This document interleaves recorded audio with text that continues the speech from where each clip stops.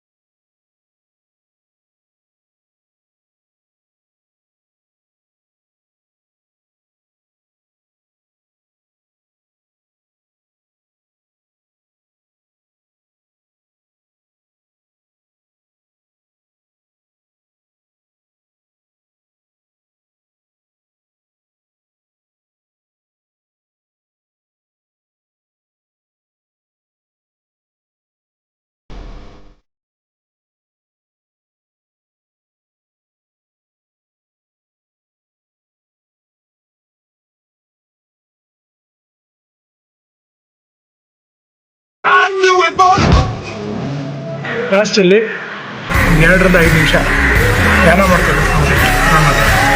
ತುಂಬ ಒಳ್ಳೆಯದು, ಫಿಟ್ಟಾಗಿದೆ. All the best. ಎಲ್ಲರೂ ಫಿಟ್ ಆಗಿರಿ. All the best. Stay fit. All the best.